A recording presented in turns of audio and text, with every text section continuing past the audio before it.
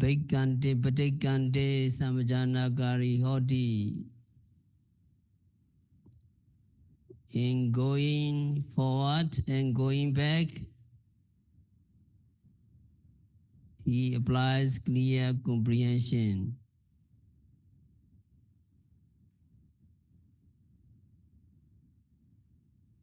So it does not refer only to walking. It can be applied to also standing, sitting, and lying down. When you are standing, if you lean forward, that is going forward.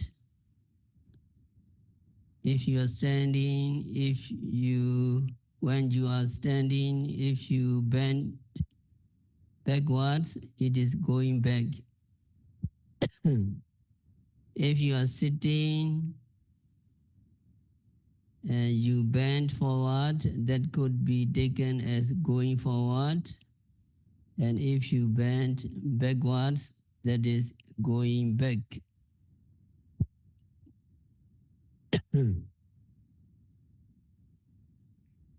The commentary does not offer any clues about going forward and going back while lying down.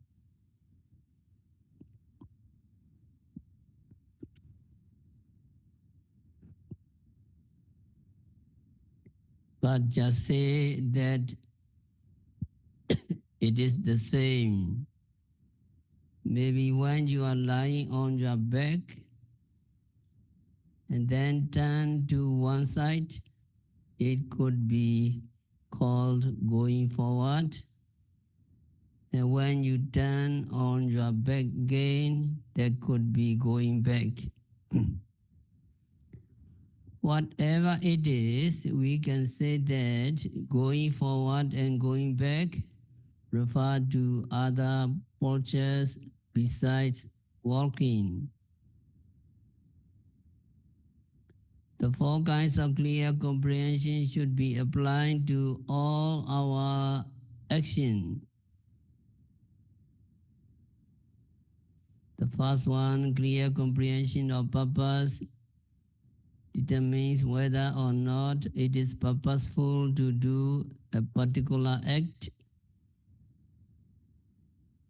If it is purposeful, then it must be decided whether it is suitable to do it.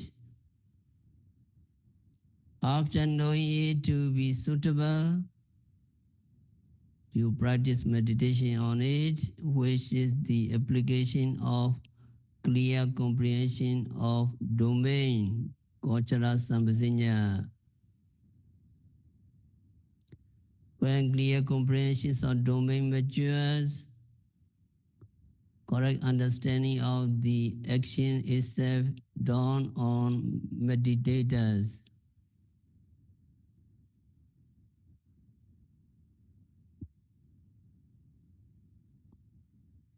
That understanding is called clear comprehensions of non-delusion asa moha sampajanya. According to the teaching, only then does a person see clearly and correctly. But as long as you think that actions are done by a person, actions are done by a soul or an individual, you are deluded. So these four clear comprehension must be applied to every action mentioned in this section of the commentary.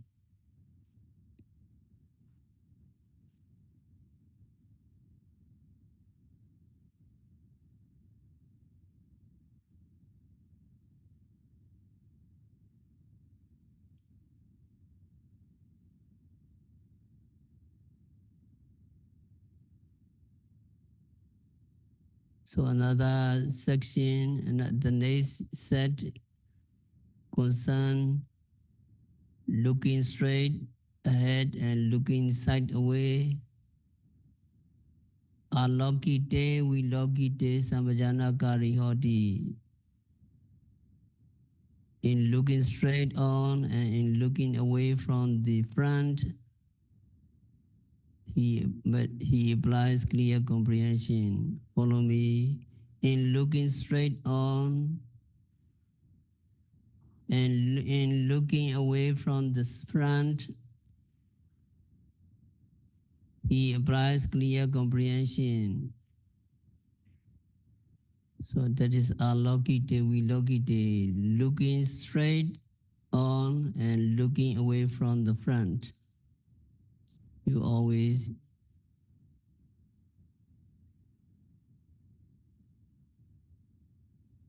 mindful when you look straight ahead or to the side, you note looking, looking, so that you can have clear comprehension of what you are doing.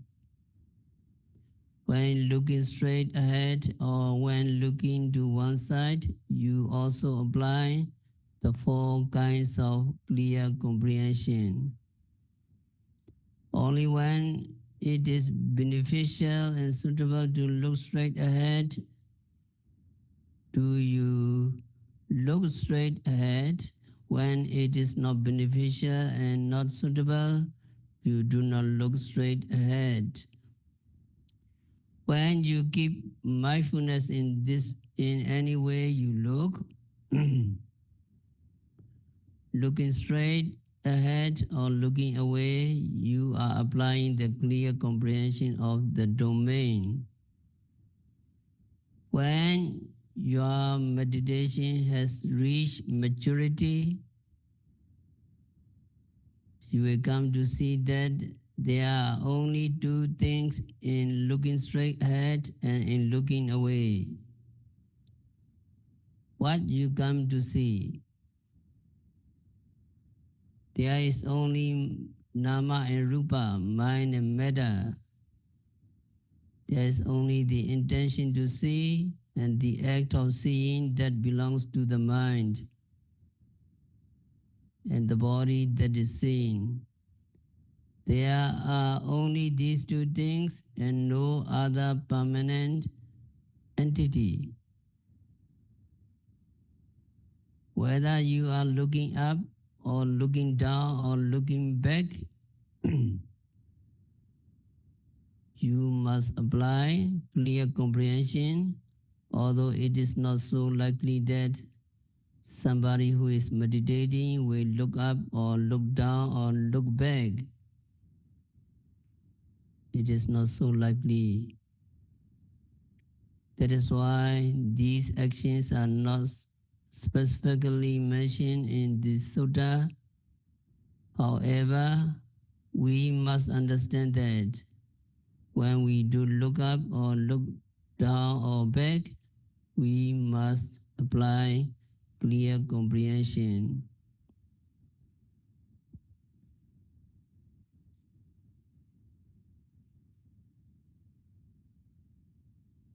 So looking sideways is explained as looking in small direction to either side, which is necessary for safety and balance in the normal course of walking. Although there are other kinds of looking up or looking down or looking back, they are not mentioned in the commentary.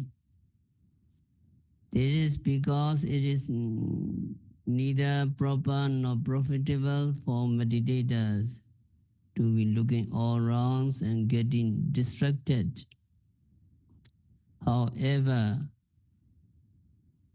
if you do happen to look up, down or back, you do not stop meditating because of the lapse.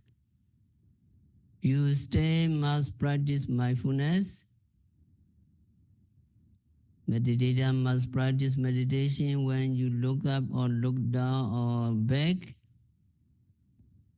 So even though they are not mentioned, all looking and seeing are to be included in this sector of action.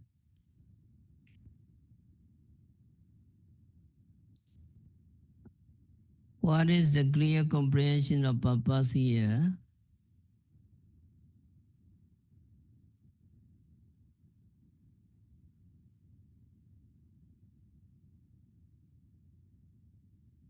Before looking at something, a meditator must find out whether it is beneficial to see or look at it. The Venerable Nanda, you know Buddha's cousin, Venerable Nanda is cited as a model for those who apply clear comprehension of purpose in seeing. The text asks the question regarding purpose: should looking straight on in the eastern direction become a thing that must be done by Venerable Nanda? Venerable Nanda looks on in the eastern direction, having reflected with all his mind in this way. May lobha and dosa, may abhijja and domanassa, covetous and grief producing mental phenomena flow upon me, while I am looking in the eastern direction.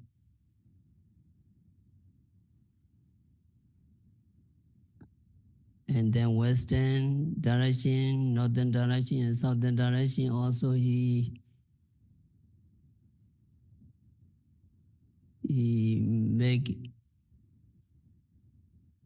resolution. May lobha and dosa, may abhijja and domanassa producing mental phenomena flow upon me while I am looking in the western direction.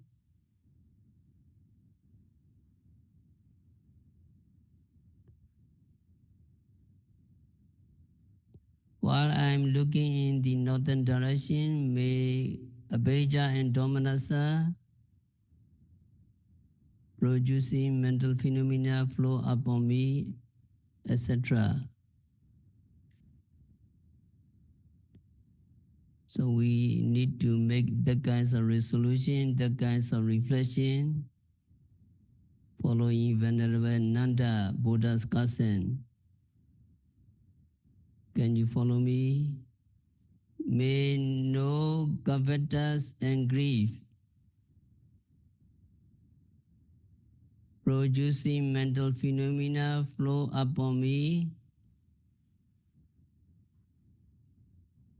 while I'm looking in the eastern direction. While I'm looking in the western direction, may no lobha and dosa producing mental phenomena flow upon me. While I am looking in the northern direction, may no abhijja and domanassa producing mental phenomena flow upon me while I am looking in the northern direction. While I am looking southern direction, may no desire and discontent producing mental phenomena flow upon me. May no unwholesome mental phenomena overcome me when I'm looking in this direction. So that is the resolution or reflection. Why you are looking in the eastern direction, western direction, southern direction, northern direction, etc. All direction.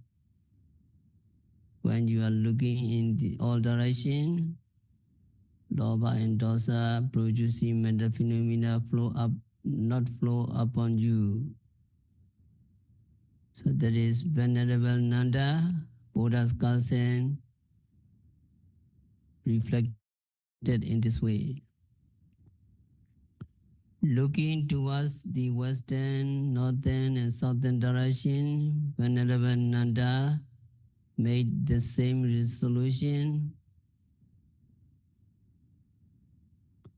Before looking in any direction, he would reflect in that way.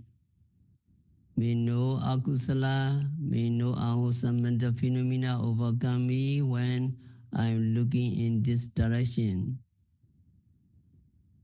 To apply clear comprehension of purpose, we should also reflect in that way.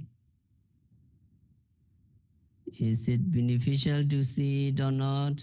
May no unwholesome mental state overpower me if I look in this direction.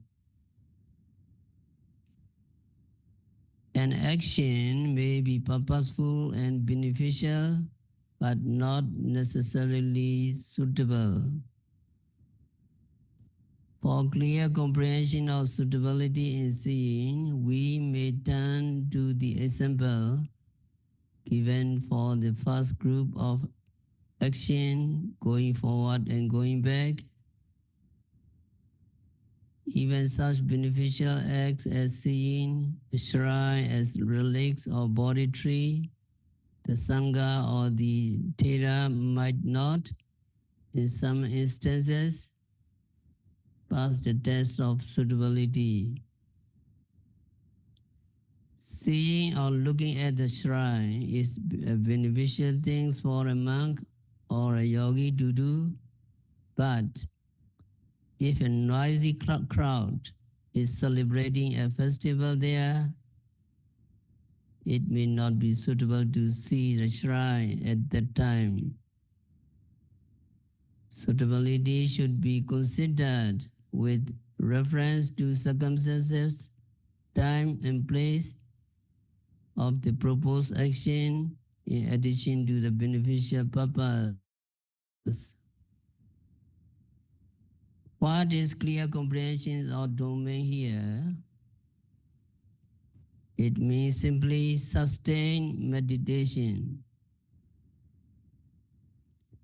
Clear comprehension or domain is not forsaking meditation, not losing mindfulness. Applying mindfulness to seeing straight ahead or sideways is called clear comprehension of domain in seeing. When you are practicing vipassana meditation, everything becomes the object. When you look or when you see, you are to be mindful of looking, you are mindful of seeing. A practitioner of vipassana just see or looks with the usual mindfulness meditation. You may also apply your knowledge of aggregates, elements, and bases to seeing. Samatha practitioner.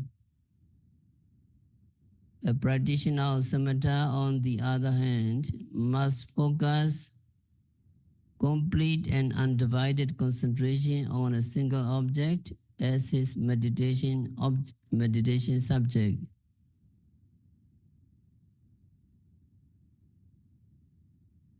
If you are practicing kasina meditation, with your eyes and attention fixed on the kala disc, and you want to look at something else, what should you do? You should look at it with your original meditation foremost in your mind, like a mother cow that eats food and at the same time looks at her calf.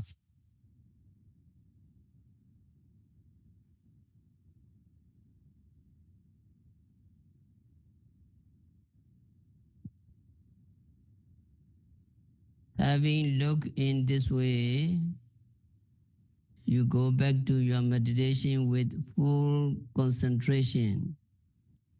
So the meditator may look but not lose sight of your meditation. A samatha practitioner must keep to his original meditation and not give it up while looking at something else. But a practitioner of vipassana must see everything that arises in his mind as it arises. There is no going back to anything, for you are watching a dynamic flow. That is your meditation. That is clear comprehension of domain. And what is clear comprehension of non-delusion? It is the insight that there is no living entity of any kind that sees or causes to see. It is knowing that when there is intention to look or intention to see, this consciousness produces the air elements. With the air elements or particles of air elements, there arises what is called bodily expression or bodily intimation. And that means movement. To follow the commentary explanation of seeing with the diffusions of Vayo Dhatu, the air elements, your lower eyelids drops down and your upper eyelids goes up. When this happens, there is seeing. You see something? At the moment of seeing, there arises seeing consciousness. There is no self. There is no soul that sees or makes you see.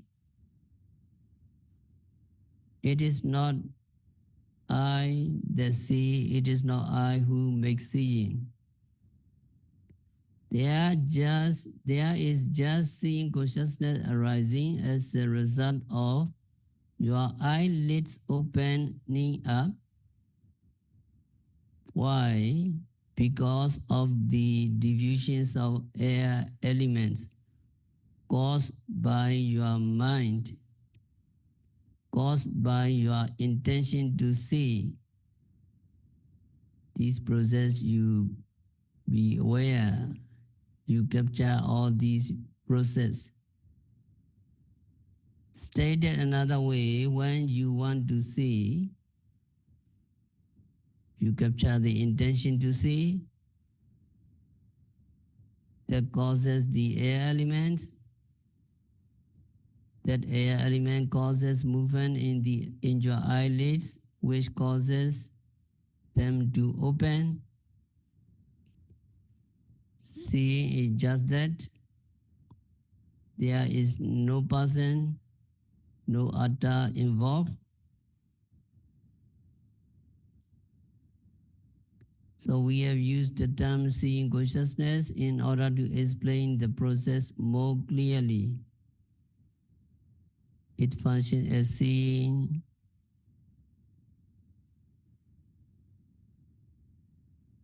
What we call seeing. When you mindful, when you pay attention to what you are seeing, you will notice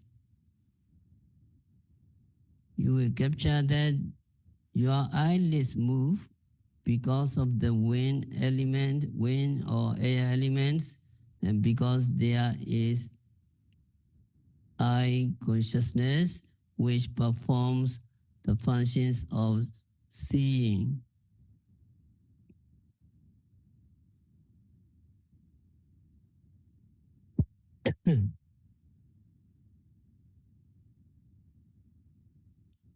When you understand seeing this way, you are said to have clear comprehension of non-delusion with regard to seeing, ālokite, vilokite, sampajānakārī, hoti.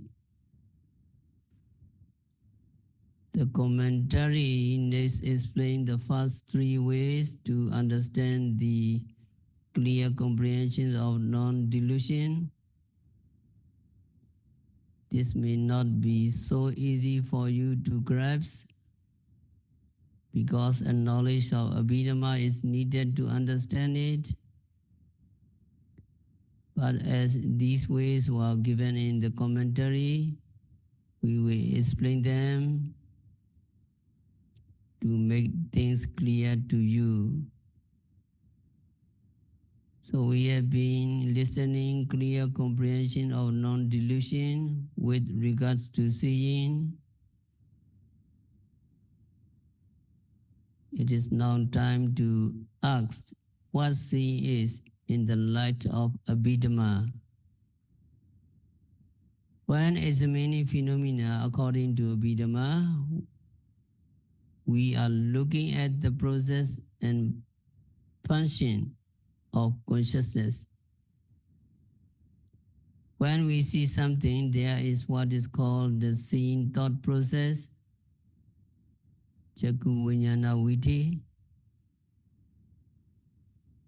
We see an object with one or more thought process.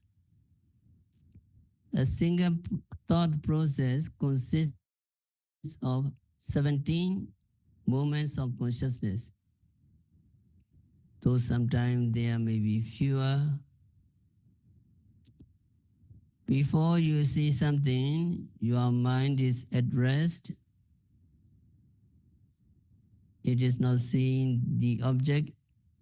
It is in a subconscious state called bhavanga, the life continuum, which goes on and on and on from life to life. This passive mind is subject to disturbance whenever a sense object impinges on one of the senses. Its brief arousal sets in motion a thought process. When a visible object strikes your eye sensitivity, at the same time it also strikes the bhavanga, life continuum, which then vibrates. After 2 moments of vibrating, the bhavanga falls, and in this place, active mind arises.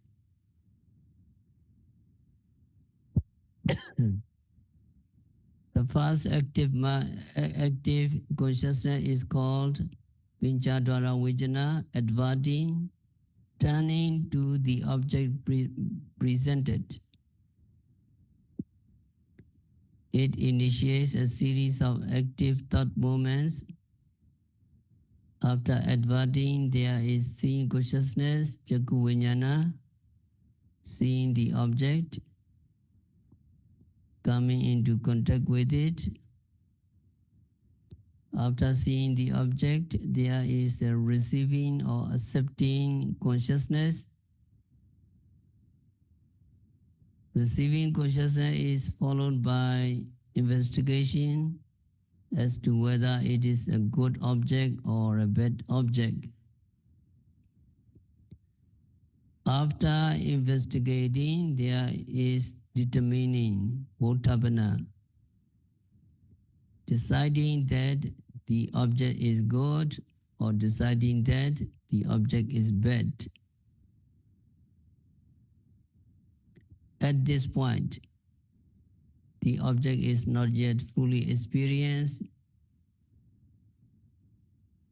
but after determining Ottapana, there are 7 thought moments during which full experience of the objects takes place. In Pali, these 7 moments are called javana, meaning shift. They are followed by 2 registering thought moments, which review the entire thought process. Beginning with the Bhovinga, there are altogether 17 moments of consciousness in one thought process, or rising and falling, arising and disappearing in sequence with extreme rapidity. This thought process is called the 5 sense door thought process.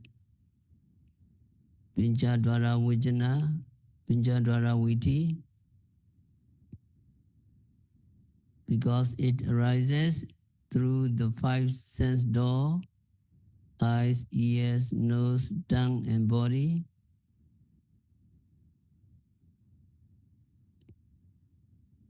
So we have described it in terms of seeing, because seeing is the focus of our concern.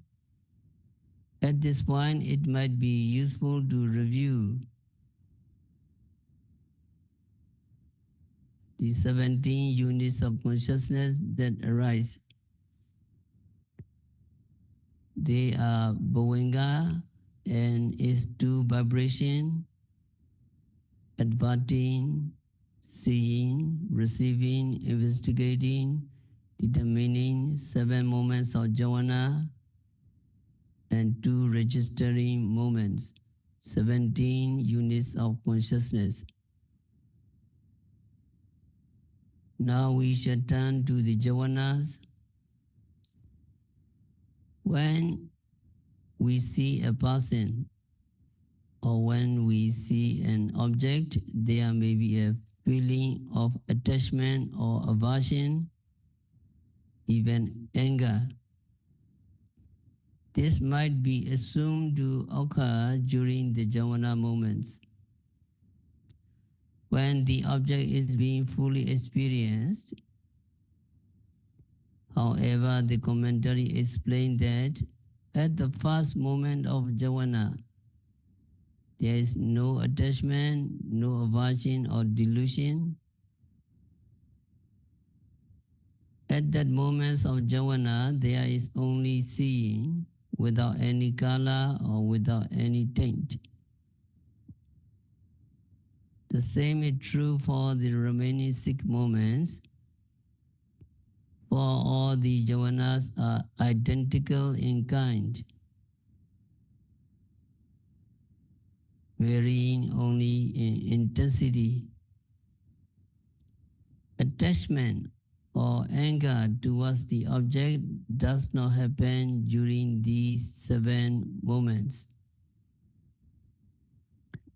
This is because in the 5 sense door thought process, the jhana are very, very weak. Although they are all of the same kind and can be wholesome or unwholesome, they are too weak to manifest as attachment or aversion. So they really don't amount to much in this procedure. Then, when do attachment, aversion, and delusion arise?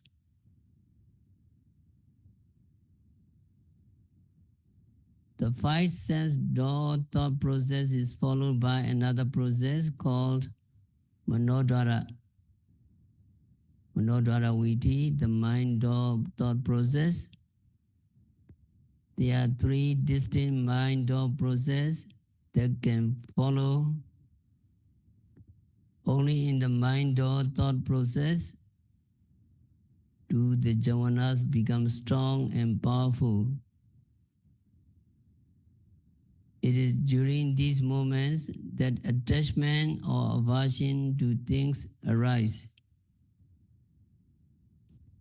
As the commentary explained in the five sense door thought process, there is no attachment, aversion or delusion during the moments of jhana. Attachment or aversion towards the object arises only later in the mind door process. Understanding this is called understanding by accurate knowledge of the root. Root here means the five sense door thought process. Understanding according to accurate knowledge of the root is one way of understanding the clear comprehension of non-delusion.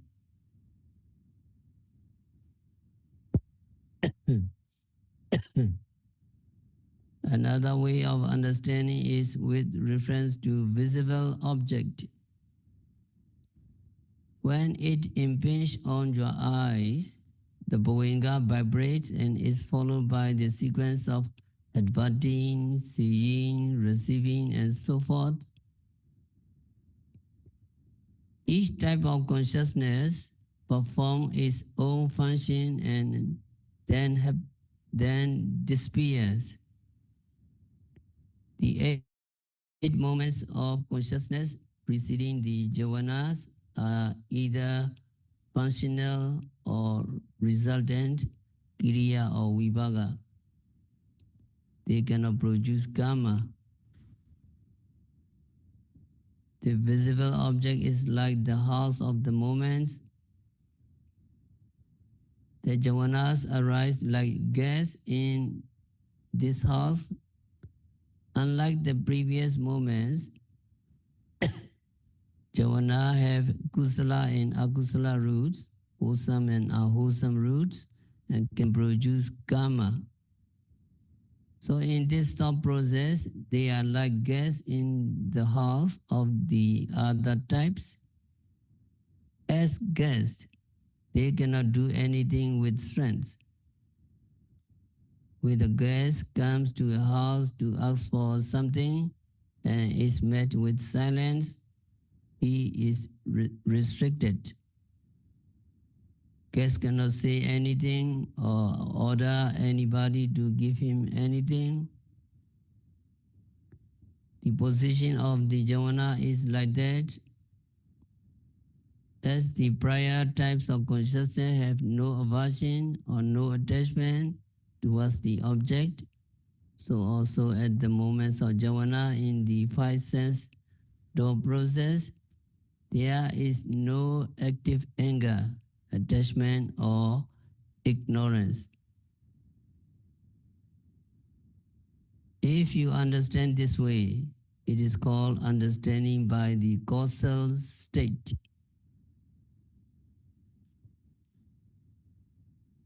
And the next understanding is by way of temporary state. The thought moments together with their concomitants in the five sense door thought process arise and disappear. They do not intrude on each other, and they have a very short duration. When they have disappeared, the jhanas arise.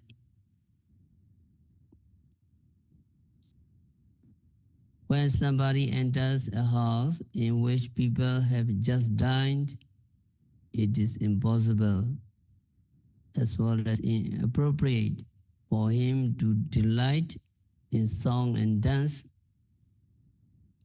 for he too is going to die at that very moment. The same is true for the jhanas. when they arise in the five sense door thought process, just as the preceding thought moments have come and go, come and go, so too will the jhavanas pass away on arising. They have no power to become attachment or anger at that moment, because their duration is so brief. Though a knowledge of Abhidhamma is needed, clear comprehension of non-delusion can be understood in this way. The commentary gives 4 more ways to understand clear comprehension of non-delusion. They are by way of aggregates, khandha, by way of bases, ayatana, by ways of elements, dhatu, and by ways of causal condition. By way of aggregates, what is seeing?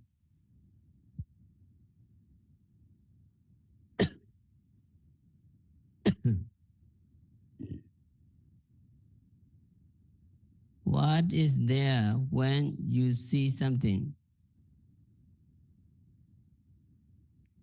What is seeing? There must be the eye sensitivity retina, and there must be something to be seen.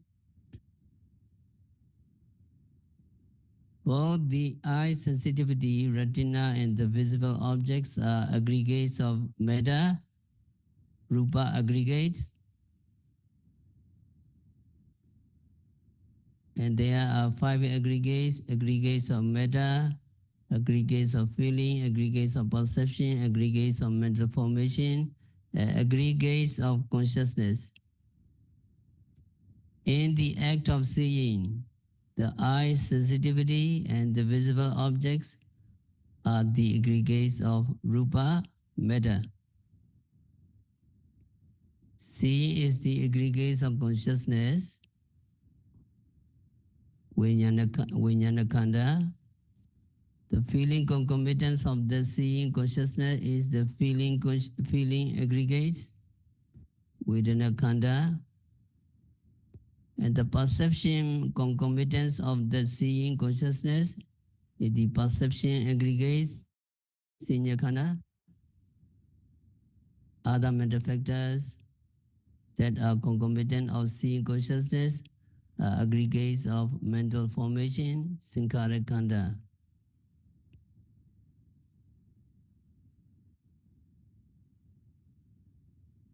When these 5 aggregates come together, there is ālokite, vilokite, looking straight ahead and looking sideways. Who is it that sees? Who is it that looks this way or that way? Just these 5 aggregates. By way of 5 aggregates, you can understand that seeing is just the working of phenomena. There is no person, there is no atta, no self, no soul entity, or whatever involved in that seeing. In order to understand this, meditator must understand the 5 aggregates. You must recognize each aggregate and know its function. So ālokite, vilokite, sampajānakārī hoti. So during looking, you have to mindful, you have to comprehend clearly. So by way of the khandha, can you follow me? 5 aggregates. At the moment of seeing, the eye sensitivity and the object of sight are rupa khanda. Feeling pleasant or unpleasant is vedana khanda. Recognizing or remembering the object is sañña khanda. Exercising the way to see and turning the attention on the object is saṅghāra khanda. Seeing or knowing that object,